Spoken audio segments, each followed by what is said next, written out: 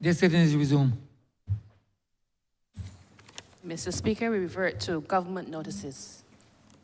Honourable Leader, Government Business. Mr. Speaker, I beg to give notice of the Stormwater Management Bill 2025. I also give notice of the Integrated Coastal and Marine Management Bill 2025 and the Barbados National Honours and Decorations Bill 2025.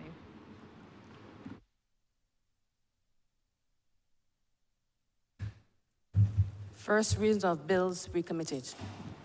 Honourable Leader, Mr. Speaker, I beg to move the first reading of the Stormwater Management Bill 2025, the Integrated Coastal and Marine Management Bill 2025, and the Barbados National Honours and Decorations Bill 2025.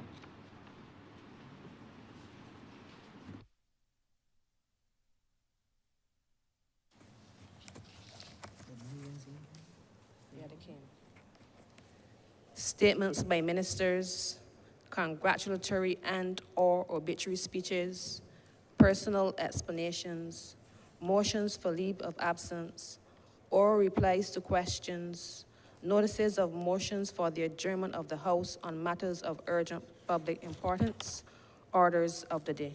Honourable Leader, Government Business. Mr. Speaker, I beg to move the suspension of standing orders 6, 16, 18, 20, 42, subsection 5, 43, and 44 for the remainder of the day's sitting. Question is that the aforementioned standing orders be suspended for the remainder of the day's sitting. All those honourable members in favour, please say aye. Those against, please say no. Methinks the ayes have it. The aforementioned standing orders are hereby suspended for the remainder of the day's sitting. Government business. Go ahead. Honourable Leader, Government Business. Mr. Speaker, I beg to move that the following bills be withdrawn and replaced in the following order. Order number 2, the Stormwater Management Bill 2024 be withdrawn and substituted by the Stormwater Management Bill 2025, dated the 31st of March 2025. Also, order number 10, the Integrated Coastal and Marine Management Bill to be withdrawn and substituted by the Integrated Coastal and Marine Management Bill, dated 3rd of April 2025, and also to withdraw order number 11, the Barbados National Honours and Decorations Amendment Bill 2025, and substitute this bill with the same title, dated 21st of April 2025. The replacement bills were given notice of earlier and read a first time, Mr. Speaker. In addition, I would wish to withdraw, not substitute, but withdraw order number 12, the Insurance Amendment Bill 2025. The question is that orders number 2, 10, 11, and 12 be accordingly withdrawn. All those honourable members in favour, please say aye. Those against, please say no. Methinks the ayes have it. Orders number 2, 10, 11, and 12 are thereby withdrawn.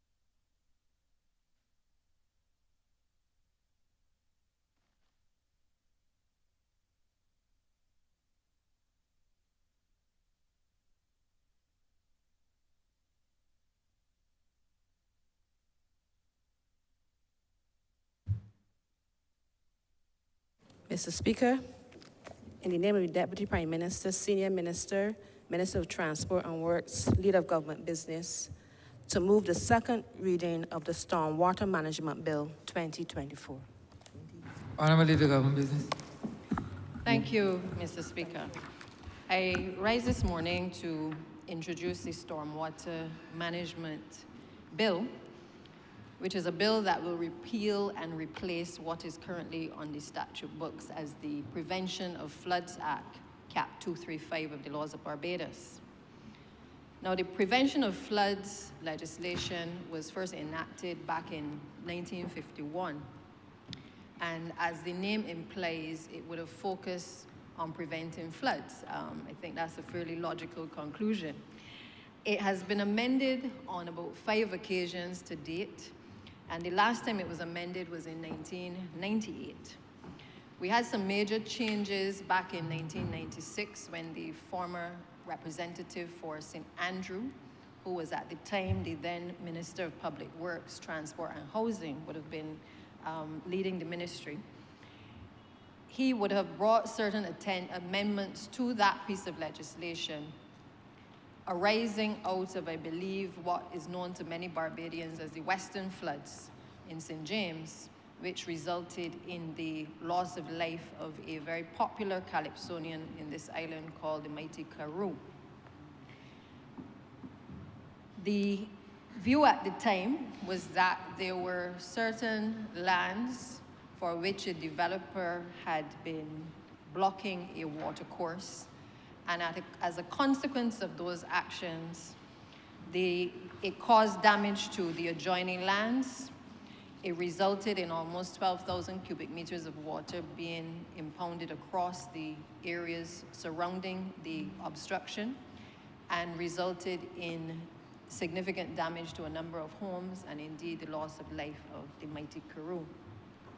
The amendments at the time, however, sought to enable the ministry at the time, it would have been falling under the drainage unit, to allow the drainage unit of the Ministry of Public Works at the time to allow its officers through the CTO, Chief Technical Officer, to be able to go onto private property to clear the drains and to clear wells which might threaten neighboring property, and also provided a very critical element, which was the recoupment of money compensation in the event that government had to incur certain costs to make good any of the damage that had been caused as a result of a developer placing structures within a watercourse or any other area. Now, one could say that maybe it was reactionary, and at the time, obviously, if it's against the background of Barbados having that type of significant event, which I was quite young, and I recall the concerns about the floods in Weston. But the truth of the matter is that when we look back at this legislation, while at the time it may have been the right thing to do, it is clear that there were a number of, and I don't want to say loopholes, but there were a number of things that could have been done perhaps to tighten the legislation to enable the drainage unit to better and be more efficient in the execution of its duties. Now, I'm mindful that around the same time that the amendments were made in 1996, Mr. Speaker, the drainage unit was also relatively new. It was in its infancy stages. And therefore, the knowledge that the drainage unit has certainly become known for today, it certainly did not have at its disposal back in the late 1990s. And so Barbados as well at that time was, I presume, was like how we are in many cases today, where we believe that God is a Bajan, that we are so far off out of the island chain that we were experiencing over the previous couple hundred years a number of systems that would slightly impact Barbados, brush Barbados, and then go on to the other islands and cause significant dislocation and damage. And obviously at the time, I think the last system probably was back in 1949, prior to the passage of the Prevention of Floods legislation, which really resulted in about 10 inches of rain across a number of the rural parishes, which, by today's standard, obviously we are seeing significantly large numbers of water being dumped across the country when we have even the briefest period of rain across the island. So this piece of legislation, the Prevention of Floods Act, was primarily concerned more with flood prevention. This particular bill that I'm introducing today adopts a more comprehensive approach towards stormwater management. And it recognizes that stormwater management is an essential component of overall water resource management. It recognizes that you have to incorporate the elements of mitigation, and adaptive response strategies as well if you're going to get serious about dealing with stormwater. The fact that climate change is no longer a distant threat is also another compelling reason for us being able to revisit this legislation and to make a determination that we need to move in a different direction if we are going to be ready for any eventuality, and certainly to be able to share the burden of responsibilities under legislation. Climate change has been significantly influencing stormwater management because it alters the weather patterns, it increases the occurrence of weather and extreme events, and it is obviously exacerbating existing challenges. I can tell you, Mr. Speaker, that I am sure if every member in this chamber were to speak today, he or she will speak to long-standing matters in the drainage unit that they have complained about, where infrastructure has not been fixed, where they have experienced blockages in relation to persons encroaching in areas where there are water courses or even within our gullies, and simply that the flow of water is in many cases being obstructed because other people have done things that have caused that obstruction, which then creates another problem for people within the various communities. I am sure that if time permits and each one of them stands in this chamber to speak, they will also tell a tale of a lot of the infrastructure being broken, which would allow us to be able to get the water off of the roads quickly. And they will also tell the tale of having severe challenges in being able to remove debris in their communities, which again, when we think about the plastics and stuff that make its way into the drains, we can appreciate why there is severe flooding sometimes, not just in a particular community, but also starting upstream, which results in the flooding of areas downstream as well. A lot of these factors have therefore led for us to have a further look at updating our infrastructure, making sure that our culverts and our sidewalks and stuff can hold the water in terms of the runoff, and to also look at revising the current legislation that is before us. The fact is that the current legislation and the infrastructure are both outdated, and they would have been based on old and outdated climate models. Consequently, it means, therefore, that the new laws and this particular storm management bill is needed to address these critical areas and to ensure that we're able to integrate floodplain management, address the issues of pollution control, and obviously allow ourselves to be able to have a governance structure that allows the entities tasked with carrying out these important functions of overseeing stormwater to be able to do so with the teeth that is required by law. I therefore want, before I start to introduce the bill though, to mention as well that a number of challenges would have existed under the current legislation. The fact that the Prevention of Floods bill relies heavily on flood control measures in response to flood disasters has meant that obviously we have not been able to respond in the way that we would want to. The Act at the time was based on an approach which was used coming out of a report in 1973 by Evan Wallace on the South and West Coast stormwater drainage, which would have indicated that that approach was more focused in the legislation on the use of structural measures for flood prevention.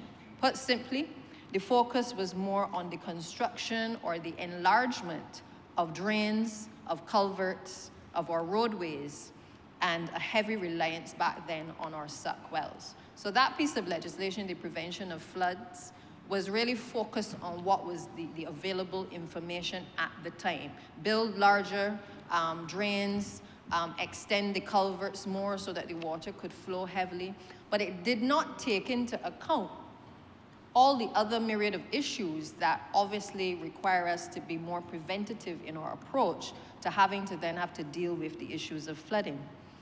Things, however, started to be viewed a little bit differently following a 1973 study known as the Cumming-Cockburn South and West Coast Stormwater Drainage Study.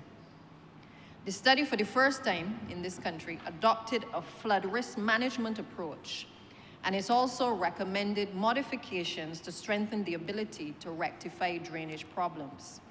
It required that there be certain prohibited areas for building.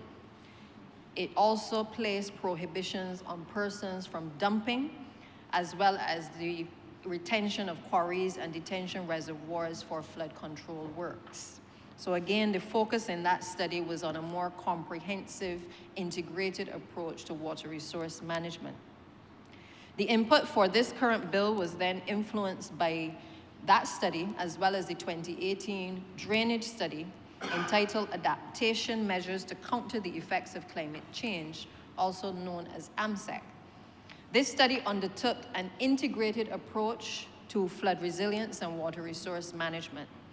And it also combined the findings of the Coastal Assessment and Risk Management Plan and the Gully Ecosystem Management Study of 2005.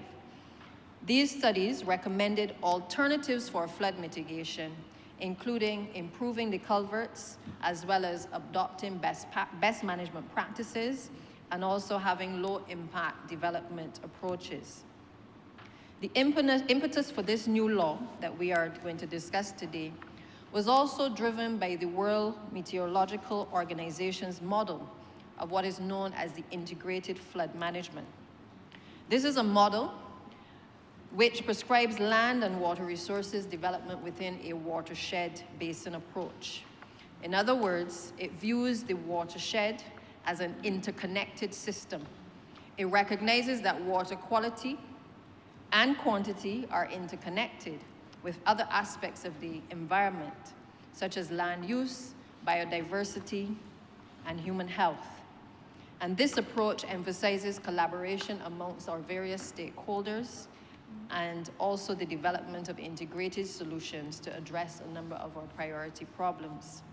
So while the Drainage Division plans on a daily basis and carries out activities in accordance with the integrated flood management model, the law, however, governing them, which is the Prevention of Floods Act currently, however, is silent on that integrated approach. And therefore, taking all of that into account, the fact that we have moved away from more of a structural approach to being able to now look at a more of a flood management approach, how do we deal with stormwater management before these incidences take place? This is the reason why the Drainage Unit would have started the review of the challenges that it was facing with the existing legislation and would have identified about 59 challenges that they encounter on a daily basis which impact the flow of stormwater across the island. In 2021, the ministry would have begun the process of requesting amendments to be done to the existing legislation. But certainly by the time we started to review it later, we realized that it could not simply be minor amendments to definitions or minor amendments to particular sections of the legislation that was required. But in truth and in fact, an entirely new approach needed to be taken, which sought to clarify and make it certainly simpler to understand for the ordinary Barbadian, as well as our developers and anyone picking up the legislation, trying to understand what their rights and responsibilities would be. So, Mr. Speaker, as I begin to introduce this bill, I am mindful that the name of the bill may not be clearly understood by some. Stormwater isn't just water pelting down in a storm, as some may view it. I'm sure many persons listening might say, what is it that we're debating in the Parliament today, talking about stormwater? I think perhaps the first reaction is that, you know, in a storm there's water, so how are we managing the water from a storm? But when we speak of stormwater, it is actually the rain that runs off the roofs of our houses, of our offices, office structures. It is the rain that runs into the streets and certainly across our parking lots that play a critical role in terms of their destination, because many times the water ends up within the water stream of what we drink, what we utilize on a daily basis. And therefore, it has a major role to play in how we treat to it within our communities and certainly our overall health. The reality is that in the natural environment, when rain falls, the rain is absorbed into the ground. You see the filtration through the soil, and of course, the process of replenishment takes place. When the same rain, however, falls on concrete, on asphalt, and on our rooftops, it often has nowhere to go. It runs off quickly, oftentimes collecting pollutants like oil and trash and pesticides and heavy metals, and it washes them directly into our waterways. This is what we refer to as stormwater runoff. It is one of the leading causes of the flooding. It is also one of the leading causes of erosion. It is one of the leading causes of damage to our precious infrastructure as well. And all of this ends up costing us millions of dollars each year.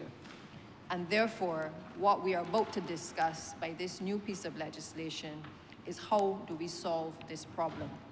Before I begin as well, I want to point out that I had the opportunity to read the debate from when the amendments were made by the previous member for St. Andrew in this place to the current legislation. And what I found particularly interesting, Mr. Speaker, is that one of the solutions that was put forward for addressing the issue of flooding in the western area was some repairs to some bridge infrastructure that would certainly have cost the government about $2 million.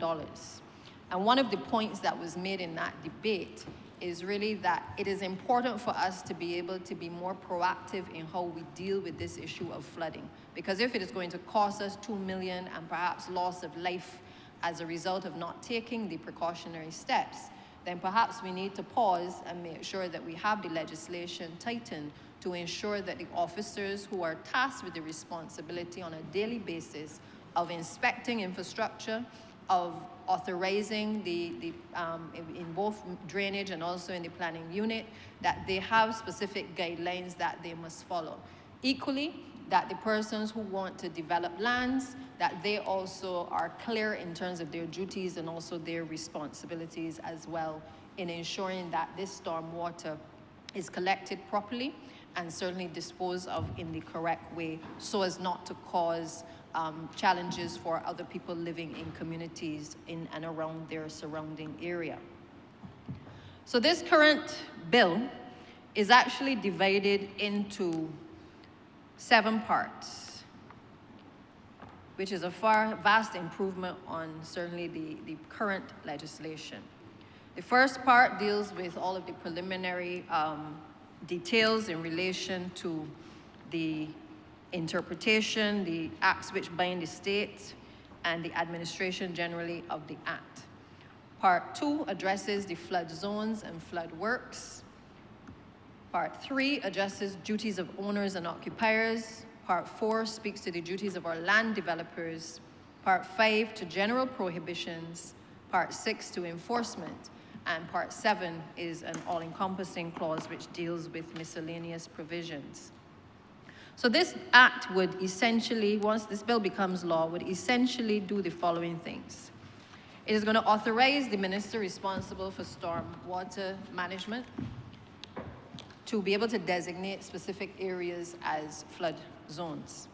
It empowers the chief technical officer to plan and to carry out flood mitigation projects, allows the chief technical officer or another authorized representative to execute planned flood works in various districts, allows the chief technical officer or another authorized person to enter premises regarding planned flood works that have been agreed by the ministry. It grants the chief technical officer or his representative the authority to carry out flood works in emergency situations, and this is going to be a very critical discussion as well. It enables the chief technical officer to organize the maintenance of drainage infrastructure and certainly to now improve on the work that is currently being done. It will prohibit individuals from constructing buildings within a designated flood zone. It will restrict the planting of trees and crops in those designated flood zones. It will require landowners engaged in commercial or industrial activities to install stormwater disposal systems. It will mandate that outfalls and drainage reserves be kept clear of obstructions. It will require regular inspection and cleaning of the stormwater drainage wells and structures, as well as require landowners to construct adequate drainage systems to mitigate the risk of flooding. A number of enforcement mechanisms are also addressed in this piece of legislation, and also the area of compensation to persons affected is also included, along with the issue of the discharge of liability for certain acts as well. So if I start, Mr. Speaker, first of all, by taking you through this particular piece of legislation, allow me to point out, first of all, that one of the first things that had to be done was to properly define a number of the terms that are used in relation to stormwater management in the new bill. Because the old legislation did not even define properly or at all the chief technical officer. It did not address properly the ministry responsible in terms of, at the time, it was the minister responsible for communications. In this piece of legislation, you will see that it is now focused on the minister responsible for stormwater management. It makes clear the responsibilities within the legislation that the various parties are obviously responsible for. But at the crux of it is now an intention, rather, to be able to designate an area as a flood zone, because this we see as being able to allow people to kind of know if they're going to build, whether as a developer or otherwise, whether a particular area is indeed prone to flooding. So the definition of flood zone is also captured in the legislation as well, which basically is an area that has been declared under Section 5 to be an area where there is significant risk of flooding. This provision at Section 5 grants the minister, in consultation, and this is critical because I know in other debates we've heard that the minister has too much power, but I want to make it clear that in this particular legislation, the minister grants is after consultation with the chief technical officer, and obviously on the recommendation of the chief technical officer, essentially declares an area to be a flood zone. The minister is also required to now present a map which shows the proposed flood zone to both houses of parliament. So essentially, we will lay that here. We will also lay that in the Senate as well. The previous act provided no definition of a flood zone, but instead defined a flood area as an area declared by the minister to be a flood area. So what we found is that the terminology in the previous legislation was a bit complicated, not very clear, not properly defined, and we sought to be able to bring some level of clarity to this existing piece of legislation. While some of the definitions, though, have been retained, and you will see a number of them retained for the purposes of this bill, there is now obviously a more expansive list of definitions that now exist. We've recognized the role of the Director of Planning and Development. The terminology for watershed has also been defined. Specifically, the terminology as to who constitutes a land developer has also been clearly articulated as well. We've defined the terminology for a highway, flood zone, what is a flood, and also what would be defined as a flood works plan as well. If I take you, Mr. Speaker, then to Section 6 of the new bill, it empowers the Chief Technical Officer to plan flood mitigation projects. This was really formerly Section 3 of the old Prevention of Floods Act. And this section requires the Chief Technical Officer to really proactively plan flood management initiatives for the minister's approval.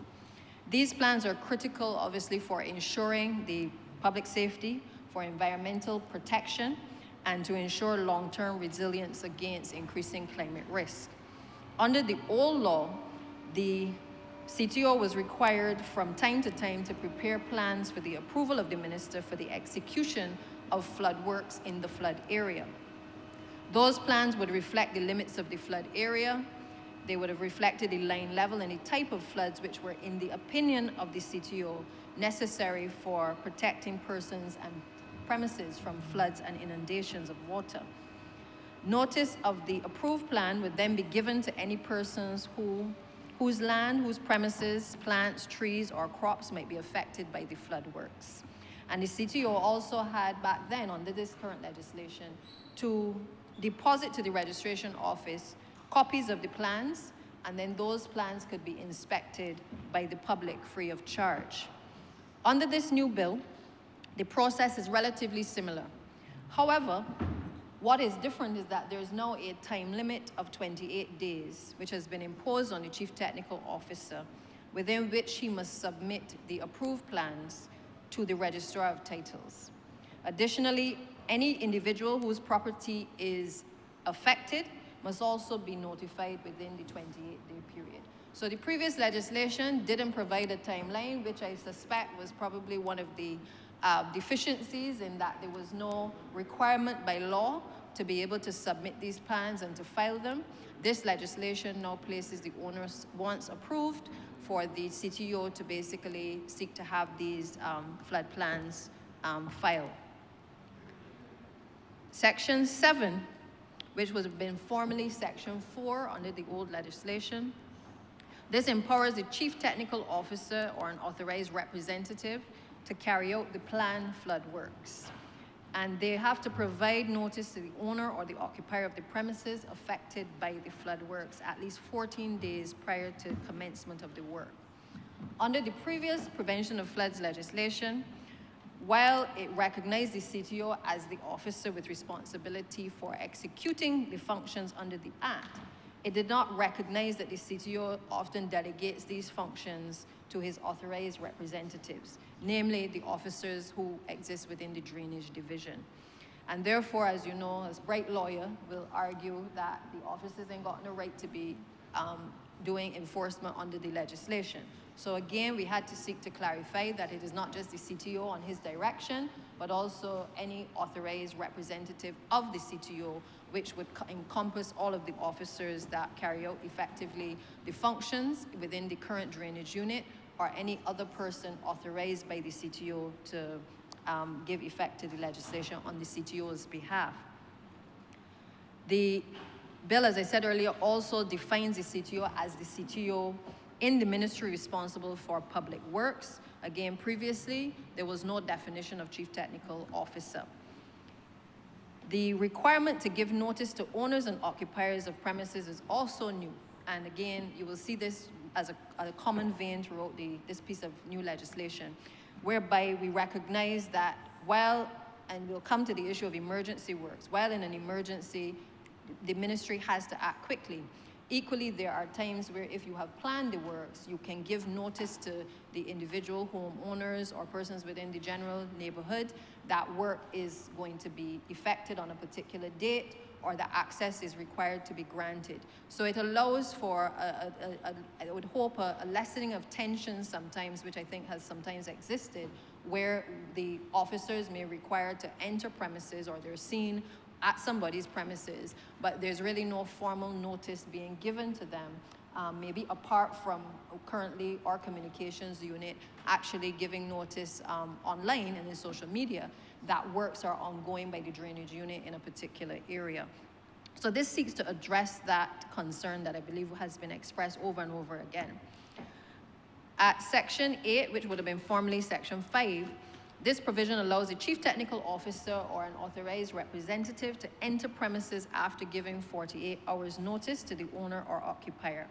And this entry is specified in the bill for specific purposes, one of which is undertaking necessary work for the preparation of flood plans. So essentially, you know that you've got your flood plan, but you need to make sure that you go in and you have a clear schedule as to what you are going to do in the next few weeks leading up to the execution of those works. It would also allow for the estimation and preparation of flood works to be executed. So again, The officers will be able to go in, make the necessary assessments as to what needs to be done, and certainly be able to prepare their plans, prepare their costings with a view to being able to execute the works. Sometimes you need to gain entry as well, because if the work is going to be outsourced, somebody externally may have to come to the site and to be able to view the scope of the works and submit a quotation for the works to be done. And of course, the other reason for giving the 48 hours notice to the owner or occupier would be where they are evaluating the compensation to be paid to the owner of the premises in connection with the work. So again, there may be some costs that are incurred which need to be addressed up front so that we know what the cost of going in is going to be in terms of executing the works, and therefore they need to be able to gain entry to the premises in order to be able to do so. And then finally, the final one will be to execute the flood works in the actual flood works plan. So there are really no significant changes in this section. However, it addresses the issue of notice required for the preparatory work to be done by the Chief Technical Officer and his or her representatives to be done in order to be able to execute the flood works. The next section that I would wish to point out would be section 9, which is the one that gives the Chief Technical Officer the power to enter premises without prior notice in order to execute flood works where, and it is very clear, where there's an imminent danger of flooding. So essentially where this is to carry out emergency works. This is to prevent flooding, it is to mitigate the risk of flooding, or to facilitate the drainage of water. And from time to time, when we know that there is a system pending, oftentimes because obstructions may have been brought to the attention of the drainage unit, it becomes important for the officers to have to go into the field and clear certain areas. And therefore, this allows for us to minimize, in many cases, the risk of flooding in several communities. As it relates to section 10, this enables the Chief Technical Officer to proactively plan the maintenance of drainage infrastructure, and it requires the officer to provide the owner or occupier of the affected land with at least 14 days notice before starting any maintenance work. Now, this is actually a new section. It recognizes, again, the importance of giving notice to owners and occupiers of land that works are being carried out by the drainage unit. And as I said earlier, currently our communications team would usually issue wider notices informing persons that work is happening in a particular area. But the very specific notice will now have a particular form in which that is communicated to residents so that they're aware that drainage infrastructure maintenance is actually taking place within their community. Section 11 speaks to the issue of building in a flood zone without permission. And this as well is a very new section. This prohibits anyone from erecting a structure in a flood zone without obtaining written permission from the minister. However, the Director of Planning and Development, in consultation with the Chief Technical Officer, has the authority to grant permission for construction in a flood zone.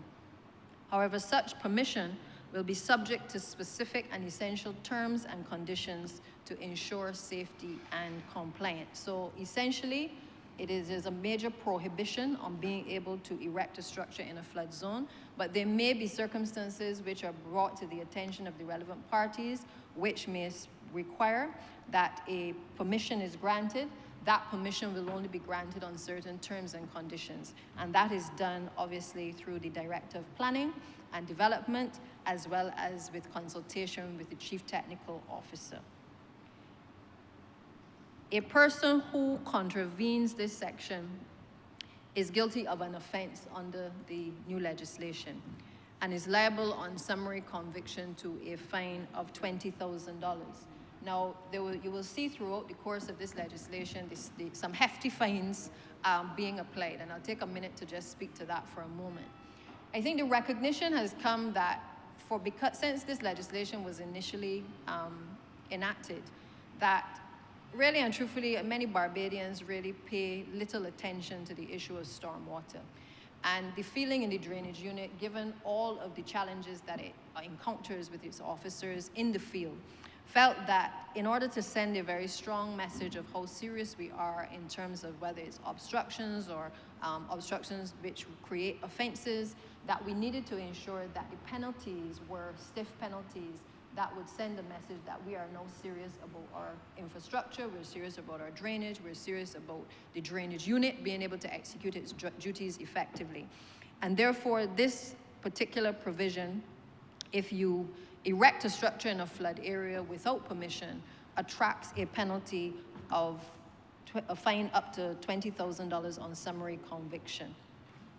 It allows us, therefore, to try to effectively monitor building activities in flood zones, and in particular, what we would describe as the unpermitted developments, which potentially results in the obstruction or the diversion of storm water. Part 3 of the new bill speaks to the duties of owners and occupiers.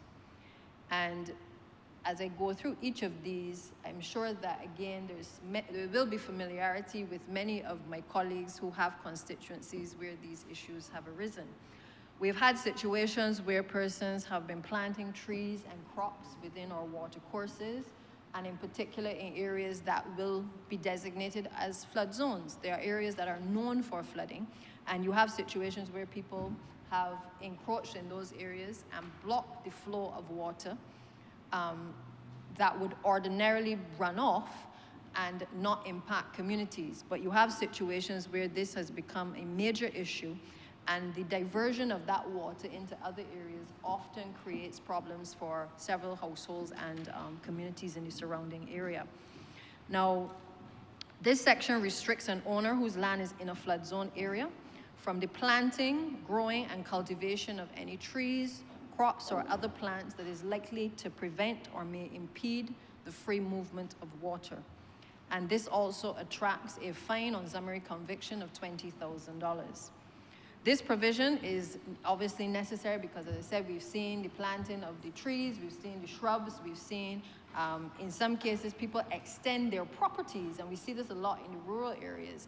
They extend their properties in what would be considered, I guess, open space, and they take in the lands next to them, which then creates problems in terms of not only drainage being able to access the area, but certainly for them to be able to clean the area to allow the free flow of water.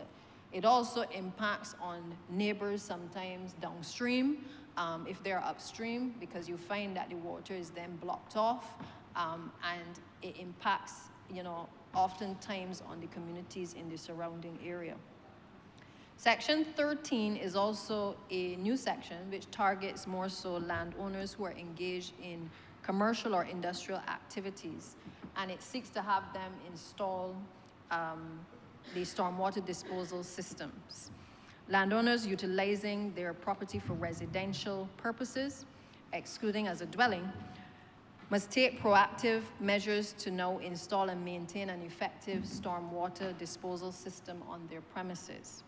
And a person who contravenes this provision is also guilty on summary conviction to a fine of $20,000. This section imposes a responsibility on owners to install these systems for properties, for instance, used as apartments, condominiums, as well as commercial or industrial. It is not targeted at the ordinary residential use. We're talking about where you have, as a developer or a homeowner, you have erected a structure which has several apartments inside of it, and as a consequence, there is improper drainage of our storm water. This is intended at those types of developments.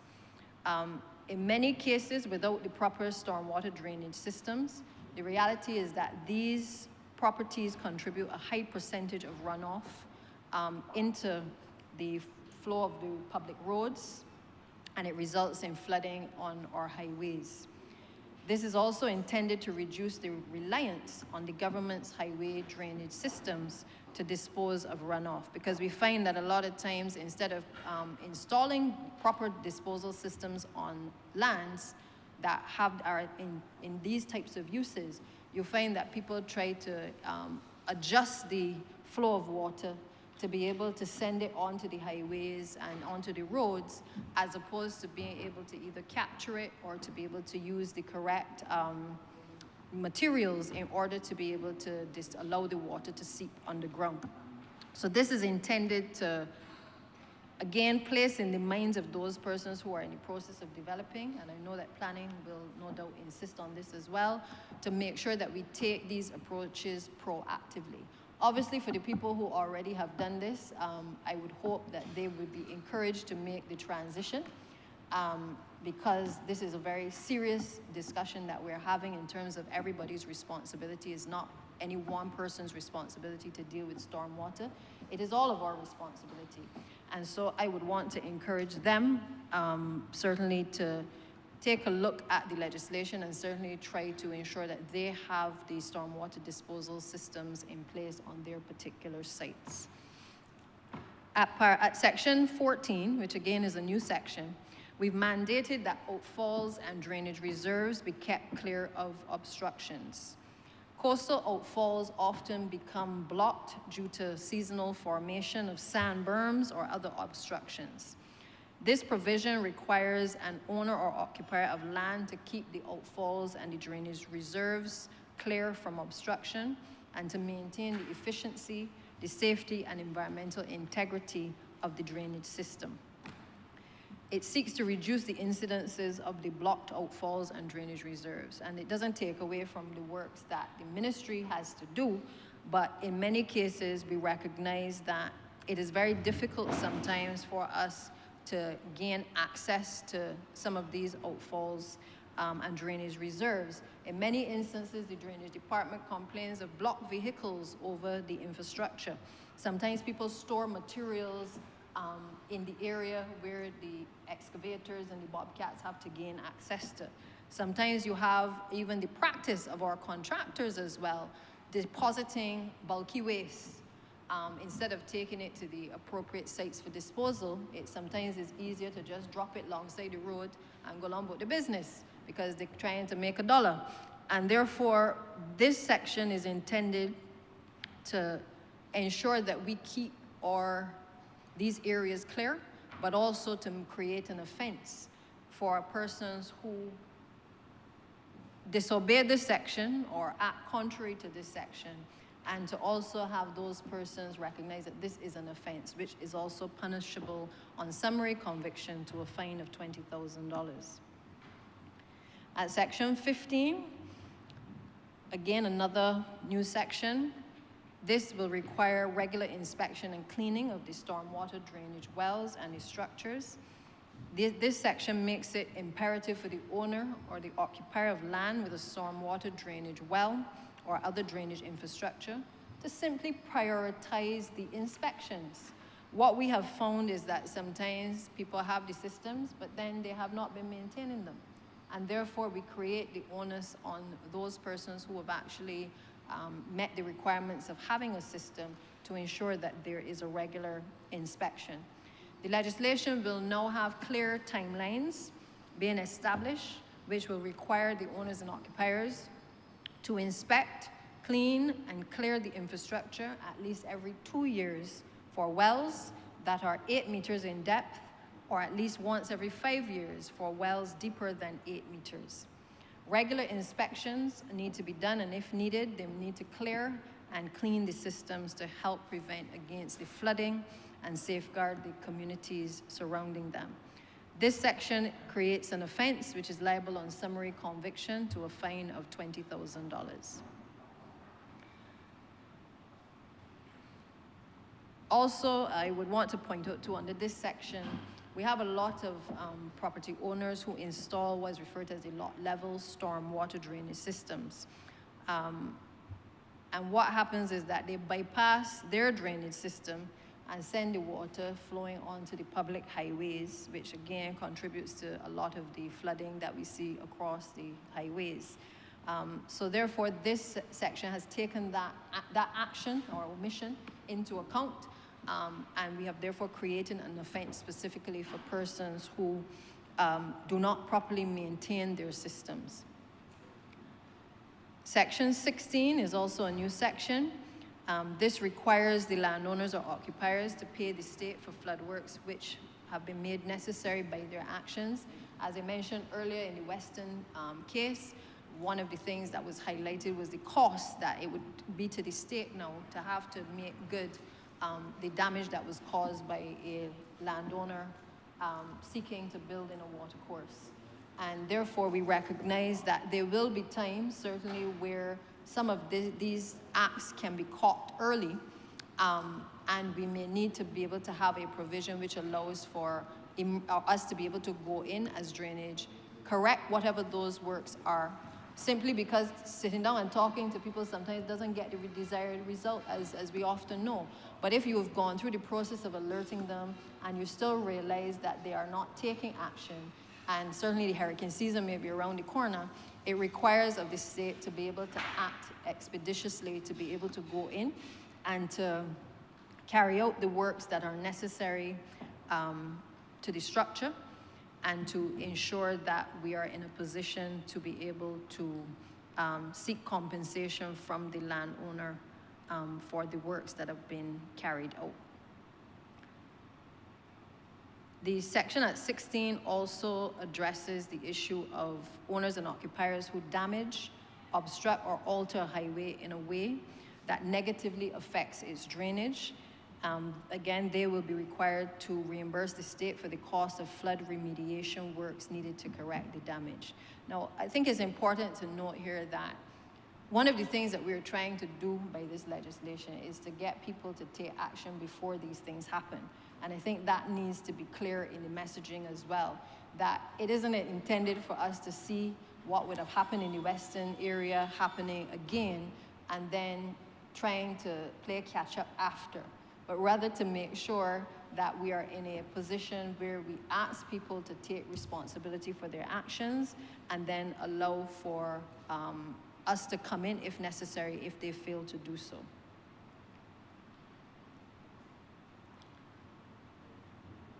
Now, part 4 of the new bill speaks to the duties of our land developers. And certainly on coming to this ministry, this has been perhaps one of the biggest challenges, but one of the things that I found very difficult to grasp in the initial stages as to why areas like the Goodland Gardens development and others that I think I'd heard about from when certainly my father was a minister was still on the cards for this administration in 2024-25 to have to address. And in discussion with the seniors in the ministry, it became clear that while permissions are often granted by the then planning department, in many cases, what has happened is that the enforcement mechanisms after to ensure that certain things are done by the developer often has not been what we have focused a lot on. So many times the permissions are granted, but there's nobody necessarily checking behind the developers to make sure that certain things have been completed in accordance with the permission that has been given. We've seen it as well, not just in Goodland Gardens, but we saw it in Atlantic Park as well. The Honourable member who represents that constituency has constantly been on my case since taking office to address the issues in Atlantic Park. And we've seen it in other developments across the country. Now, this is not a finger-pointing exercise. These are the plain cold facts. Because I've sat in many parish speaks and heard, residents speak across the length and breadth of the country about these types of developments. And the truth is, the reason why government is having to bear the burden and the cost of being able to address a lot of the flood engineering is simply because we didn't have this type of legislation in place, which allows us to be more proactive. And we are obviously taking the steps now to address through flood engineering designs being done, the areas of Goodland Gardens. We're taking the steps to address not only there, but also Atlantic Park.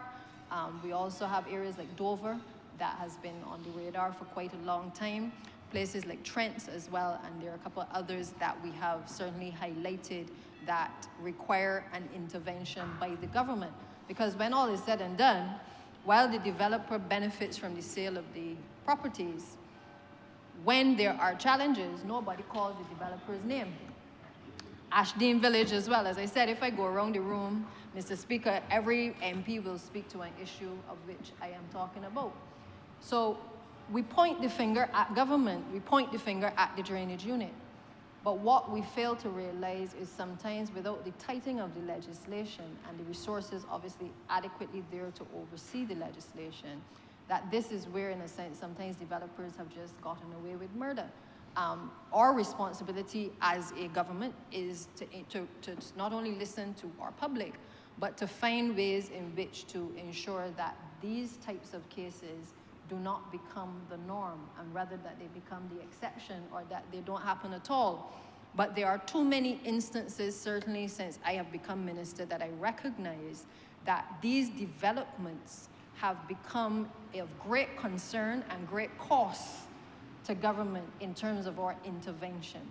Had we had perhaps the flood works plans, or we had the flood plans from the developers in the early stages, or the studies being done as is now envisaged by this piece of legislation, perhaps we may have been able to have a more coordinated approach and more terms and conditions being attached to the permission. But without those things, really we have seen developments gallop along with, in some cases, insufficient drainage systems, and obviously new developments created which have impacted on those developments. And that, of course, in particular, makes it very difficult to be able to recoup costs from a developer. So I just want to place that there because I know that that has been a long-standing concern that we've been having to address. Under this section at 17 as well, the current law really did not require any state entity to monitor and ensure that conditions related to surface water drainage were followed and enforced after conditional development is permitted. So it goes back to the point of planning. It gives the permission, but at the end of the day, after that, and after drainage has perhaps given a rough input, as the senior minister often calls for comments, after the initial comments are given, there's really no follow-up until the next occasion when we hear that there's been a downpour of rain in a particular area and there has been flooding in that area. So these are things that I think the public needs to be mindful of, that we are really playing catch-up, and that legislation is required now to really bring things in order, working hand in hand with planning, so that we're in a position to address these things frontally. Under this section, if requested by the Director of Planning and Development, it provides that a land developer must prepare a stormwater drainage plan for approval by the Chief Technical Officer and the Director of Planning and Development. So it's now tying the two entities together. The failing to effectively manage rainwater can obviously lead to severe flooding and damage to the communities, and existing drainage systems in communities may not be sufficient to be able to deal with the additional runoff from these new developments. So essentially, the land developers have a duty to now demonstrate how they will mitigate the impact of not only their development, but also by doing and carrying out the studies to make sure that it is clear how other areas may impact on their own community as well that they're developing. I don't have to remind members, and certainly the public, that sometimes the heavy rains, when left without being able to run off properly, that in many cases this creates breeding grounds for a lot of vermin, mosquitoes, and certainly pests. And that obviously has another public health issue that is of concern to us as well. So it is not in any of our interests to allow for flooding to take place, never mind to allow the water not to be pumped off as quickly as possible. For the first time, the section at section 17 actually provides a detailed checklist of the items that are to be included in a stormwater drainage plan from a developer. And it speaks to a few things. I'll just highlight a couple of them. Effective plans have to contain not just the name and location of the proposed development, it must also contain a map or a plan outlining the watershed in respect of the proposed development and indicating the estimated amount of water which is expected as runoff in the proposed development.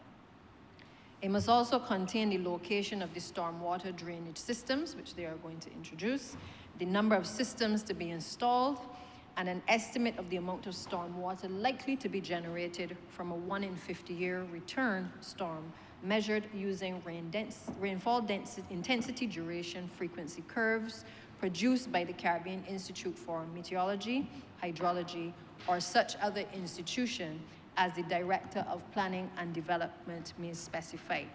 And then finally, if there's any other information which, in the opinion of the Chief Technical Officer or the Director of Planning and Development that they may require, they are also entitled to request that specific information.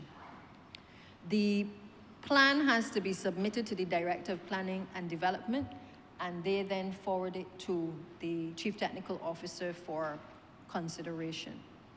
Again, this creates an offense. Failure to follow this particular section creates an offense, and persons are liable on conviction to a fine of $20,000.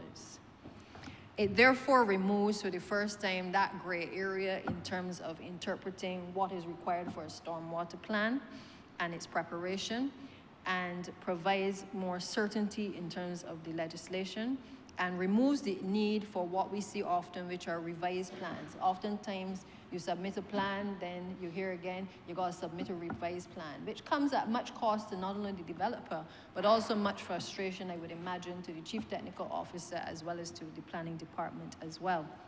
So we seek to address that by clause 17 in the new section. At section 18, this provision also relates to land developers. It requires the land developer to construct adequate drainage systems to mitigate the risk of flooding. A land developer under this section, if required to do so by the Chief Technical Officer or the Director of Planning and Development, must construct adequate drainage systems to effectively minimize the risk of flooding in a development. This section, while it is not mandatory, because again, it is if required to do so by the CTO or the Director of Planning, based on the information that is available to them, gives the CTO, the Chief Technical Officer, or the Director of Planning and Development the power to request this information from the land developer on adequate drainage systems in the development that is to be created. And over the years, what we have seen is that some of the developers have installed inefficient drainage systems, and some have also built systems which do not conform either to the design layout or to the specifications that obviously planning certainly and the ministry would wish to see done. In effect, this presents the challenges for the team in order to be able to effectively carry out routine maintenance. And obviously this section will now allow for a more proactive approach, which certainly is also borne out by the new planning and development legislation, in order to allow for adequate steps to be taken before persons actually embark on full development.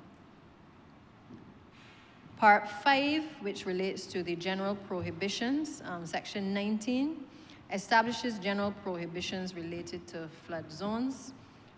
This provision speaks to ensuring the integrity of the drainage infrastructure by providing that individuals are prohibited from disposing of water on or in any public infrastructure associated with the drainage of stormwater, unless permission is granted by the Chief Technical Officer. And the CTO can only grant, under this legislation, permission on certain terms and conditions as he may deem fit. What has resulted in this provision is that there's a high incidence across the island of the disposal of stormwater, and sometimes water containing household, chemical, animal, feces, soils, and oils waste. And we recognize that unless we again send a clear message that the disposal of these things into the water system is not correct, that again, we too will be contributing to a lot of the challenges that we face when it relates to flooding in the hurricane season in particular. The truth is too that the improper disposal of the runoff also threatens the contamination of the soils, the drainage infrastructure, our ground and our marine waters as well. And so we've deemed this as well an area which will create an offense whereby a person will be liable on summary conviction to a fine of $20,000. Section 20 deals with an area which, again, I think every Barbadian can relate to, where we have a serious issue with the disposal of waste. We've been seeing garbage, debris, bulk waste, and other materials blocking the drainage systems and the water courses. I would have to say that I never could have imagined how serious an issue this was until I took up this position. But seeing some of the debris that comes out of our drainage infrastructure is mind-boggling. And I'm sure previous ministers have also shared the shock and awe of things that come out of our systems.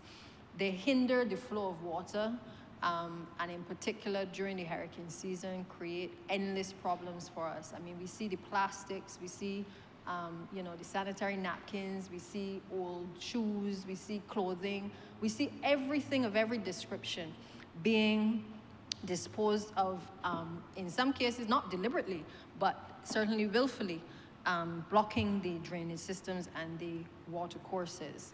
And one of the concerns that we have is that, again, we need to send a clear message that disposing not of the one plastic container when you drop it out through the car window. We're not talking about that alone. We're talking about persons who willfully dump things within the drainage systems and cause blockages. Where we find that those acts are being committed, this new provision provides for persons to be liable on summary conviction to a fine of $20,000.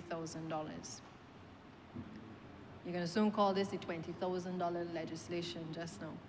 Section 21, again, another new section, also speaks to another bugbear of the ministry and certainly of the general public when drainage has to visit a number of the sites across the country.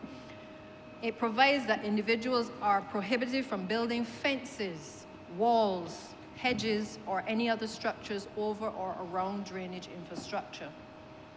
It is therefore a provision that is intended to guarantee easy access for inspections and maintenance for the persons carrying out their works, and to ensure that the drainage systems are able to function effectively. We often find that as a result of persons, again, taking in property that is next to them, where they know that there's a system on the land sometimes, and they still take it in because it gives them additional space. We also have found, I know there was one in, I think it was in Atlantic Park that we visited, where the actual guard wall was sat on top of the drainage infrastructure. Now, in order for the ministry to be able to go in through the drainage unit to rectify the issue there, because that apparently was causing a lot of the flooding in the area, it means that notice has to be given to the owner of the property. A time obviously has to be allocated for the visit to the property, but there's going to have to be a cost incurred by government, first of all, if the occupier and the owner of the land doesn't remove it, to remove the guard wall. Because the only way that you can fix the drainage infrastructure is if you remove the offending material. And I'm telling you, we have seen these incidences quite frequently in the course of working with the drainage unit.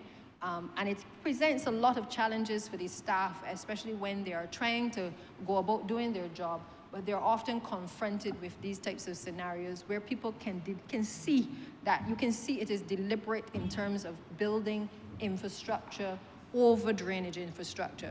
Now, granted, there may be situations where you didn't know that it was any kind of drainage infrastructure, but I have seen more occasions where it is clear that what persons have built over with their guard walls and their fences is clearly prohibiting access from the people who at the ministry may need to come in and to clean it.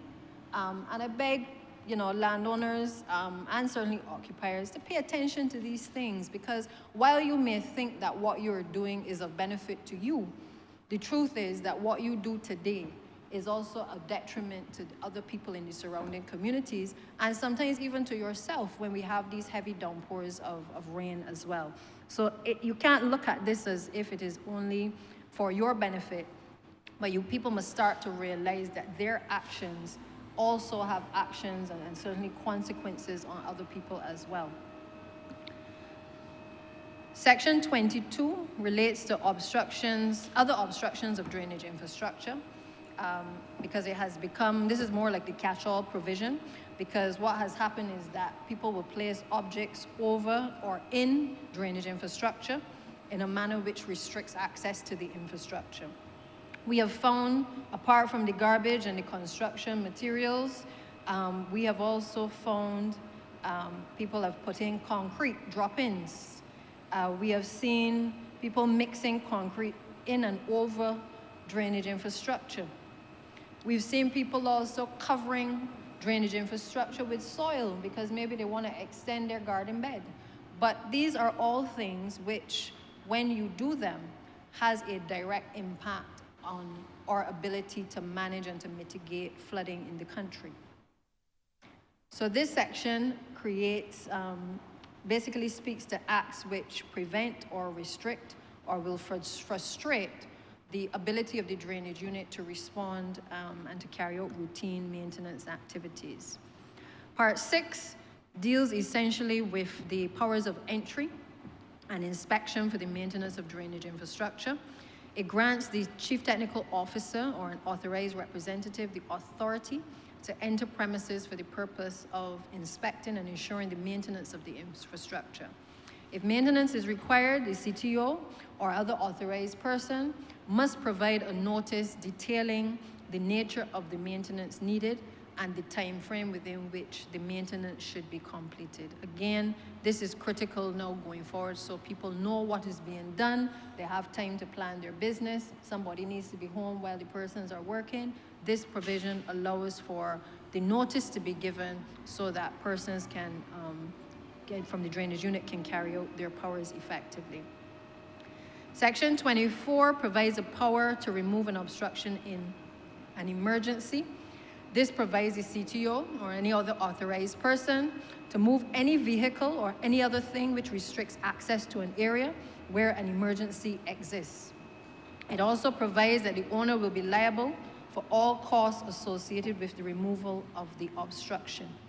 Again, we have found that during the day, in particular, when the officers are out, you find a lot of vehicles parked over the infrastructure, which again impedes our drainage workers from being able to gain access to do the cleaning. This will now give the CTO the necessary powers to be able to have a swift response, to be able to move, particularly in emergencies. We're not just going to pick up people's vehicles and move them, so people need not get afraid of that. But the intention is simply where we recognize that we need access in an emergency to be able to give the CTO the requisite power to be able to gain access to that particular location. Any person who contravenes this section is guilty of an offense and is liable on summary conviction to a fine of $20,000. The new bill also introduces the payment of a fixed penalty. And this is a new feature, but it is also becoming very common in a lot of the other legislation because we recognize that we don't want to be tying up the court's time with a lot of matters that could be dealt with administratively by the payment of a penalty. So this speaks to the normal way in which we, the officer will obviously fill out a form ensuring that the details with regards to where the person must pay, what the offense is, all of those things are listed on it, and the person is given a specific time within which to pay so that they can avoid a long, protracted process sometimes in the court. It is also taken at section 27 that any certificate which is signed by the clerk of the court will be sufficient evidence for either the payment or the non-payment of the fee, and it will be accepted as taken unless the contrary is proven. Section 28, which would have been formerly section 14, speaks to the obstruction of any of the authorized persons sent in by the Chief Technical Officer. An obstruction being, just like you have an obstruction of an officer in the execution of his duty, we treat to this very seriously because sometimes even with all of the processes being followed, which is notice, you know, a quiet exchange with the landowner or the occupier, sometimes these situations lead to contention. And sometimes people, when they are told that they are doing something wrong, their first reaction is obviously to become very defensive and certainly offensive as well. And therefore, we have a responsibility as well to not only make sure that our officers follow the correct procedures, but also to protect our officers once they have followed the correct procedures by ensuring that anybody who assaults them, who resists them in terms of the execution of their duties, who obstructs, who intimidates or interferes with them, or generally hinders the chief technical officer or the authorized personnel, that that person recognizes that that will be punishable with a substantial fine up to $50,000, imprisonment for up to 12 months or possibly both. Now, in the previous legislation, the fine was $2,500 or imprisonment of 12 months or both. And I cannot recall from speaking to the officers that this has ever been enforced. But what I can tell you is that the examples given by officers of their interactions sometimes with difficult public is well known in the ministry, and I know that all ministers can testify to that. So really, we want to take the role of the drainage unit seriously moving forward, and to ensure that people understand that once they follow the correct procedure, that they are not to be treated lightly in the execution of their duties.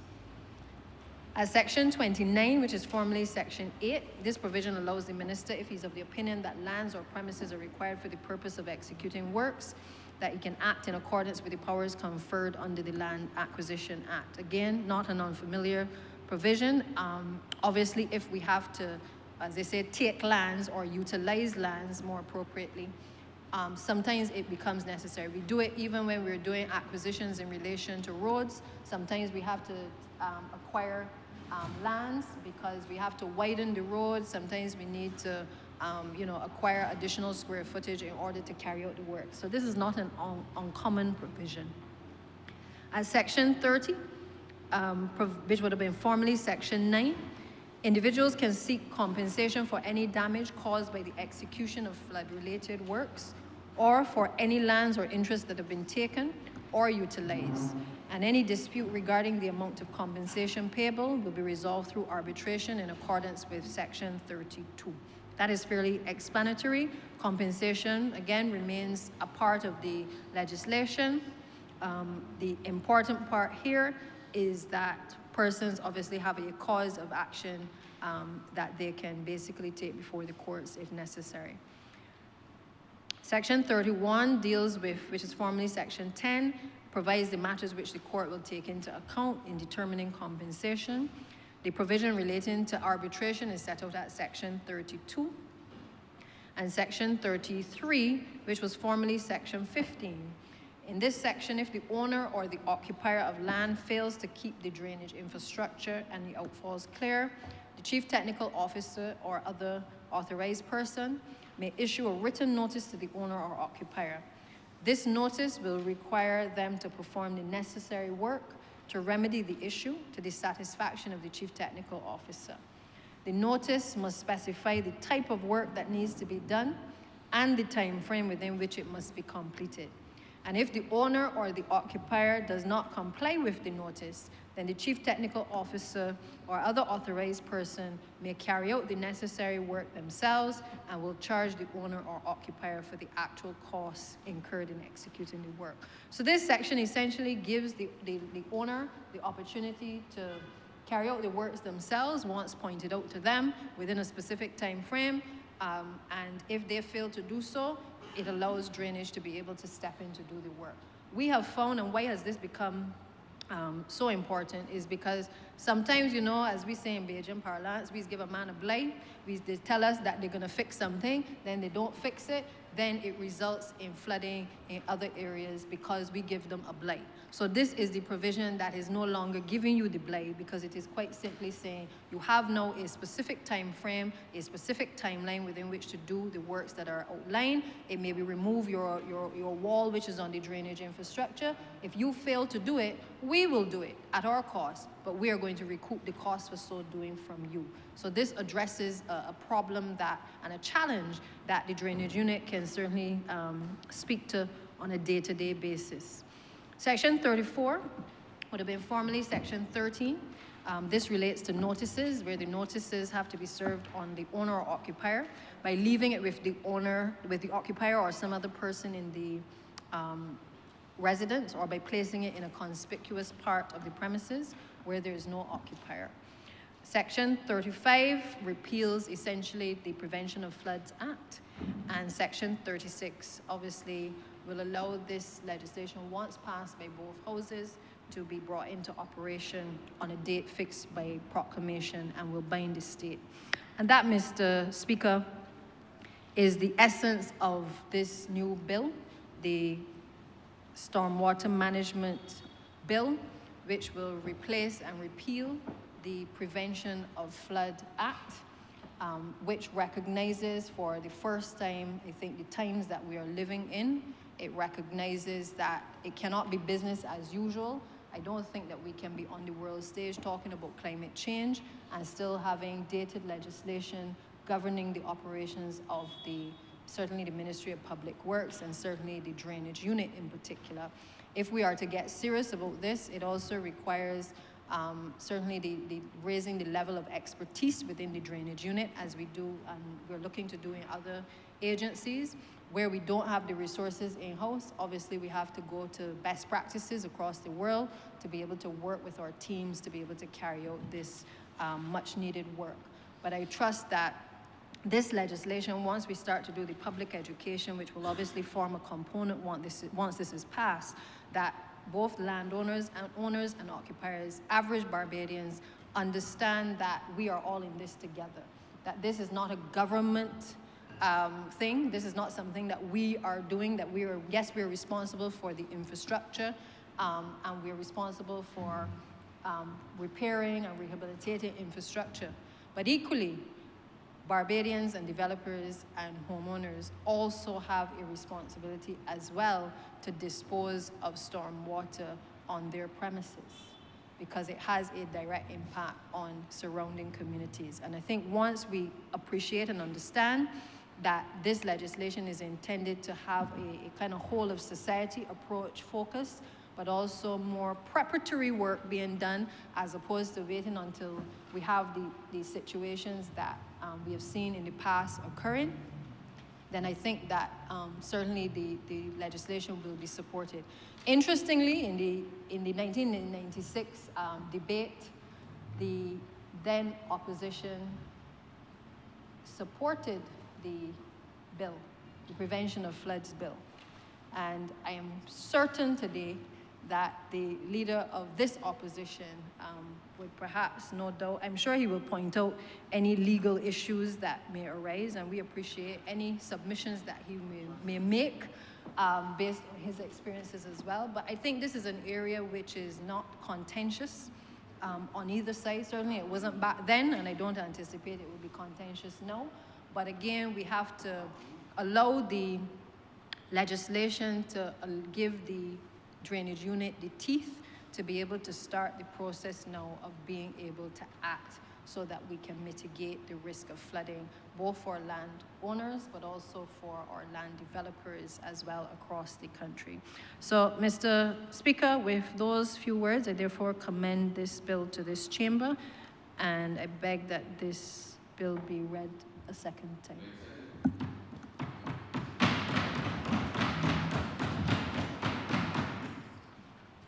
Honourable, brace yourself. I'm obliged to you, Your Honor, and I will accept the invitation of the Honourable Member for St. Michael South East to respond objectively. And while doing so, I would want to commend her very comprehensive traversal of legislation, which the public may think is boring, but it really is not. As the Honourable Member said, in a context of climate change, matters of flooding and remediation become critical to not only preservation of property, but more importantly, to the preservation of life. And so there won't be much controversy today, except that I would want to note that this bill comes at a time, this time, I heard some news this morning, and this bill coinciding with that news this morning is very interesting. And the Honourable Member for St. Michael Southeast made it all the more interesting when she began her discourse by making reference to a rather traumatic event that occurred when Carew, the Calypsonian, was killed. And ironically, that was, I think, I don't know everything, but I think that was within the constituency of St. James North. And she comes today in new voice. Many times I had to strain to hear the Honourable Member. Yes, and I want to congratulate the Honourable Member again for that new voice. Very, very pleasant to the ear to hear how the Honourable Member spoke today, that very soft voice, delightful